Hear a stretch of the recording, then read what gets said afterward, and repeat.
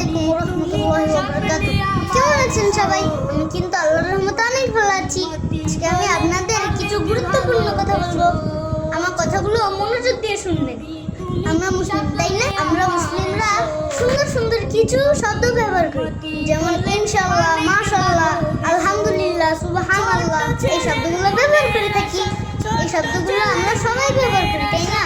কিন্তু আমরা কি জানি কোন শব্দটা কখন ব্যবহার করতে হয়? আজকে আমি আপনাদের বলবো কোন শব্দটা কখন ব্যবহার করতে হয়। তাহলে চলুন আমরা একটু শিখে নিই। মাশাআল্লাহ, এটা কখন বলতে হয় জানেন? সুন্দর দেখলে বা কারো ভালো গুণ দেখলে তার প্রশংসা করতে হয়। যেমন ধরেন কেউ সুন্দর করে কোরআন শরীফ তেলাওয়াত করছে, তখন আমরা কি বলবো বলেন তো? কি বলে তার প্রশংসা করব? মাশাআল্লাহ। তার মানে হলো সুন্দর কিছু দেখলে মাশাআল্লাহ বলতে হয়। ইনশাআল্লাহ, ভবিষ্যতে কিছু করার কথা বললে ইনশাআল্লাহ বলতে হবে। যেমন ধরেন আমি আমার বন্ধুকে জিজ্ঞেস করলাম, কালকে আমাদের দেখা হবে? এটার উত্তর কি হবে বলেন তো? এটার উত্তর হবে ইনশাআল্লাহ। তাহলে আমরা কি বুঝলাম? ভবিষ্যৎ পরিকল্পনায় ইনশাআল্লাহ বলতে হয়। সুবহানাল্লাহ। আল্লাহর মহিমা বা বিস্ময়কর কিছু দেখলে সুবহানাল্লাহ বলতে হয়। সুবহানাল্লাহ মানে হলো আল্লাহর প্রশংসা করা। যেমন ধরেন সুন্দর প্রকৃতি, যেমন ধরেন সূর্যাস্ত, সূর্যোদয়, ফুল, নদী, সাগর, পাহাড়, এগুলো দেখলে আমরা তখন কি বলবো বলেন তো?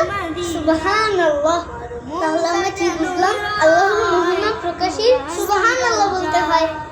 আলহামদুলিল্লাহ, আল্লাহর নিয়ামতের জন্য শুকরিয়া আদায় করতে আলহামদুলিল্লাহ বলতে হয়।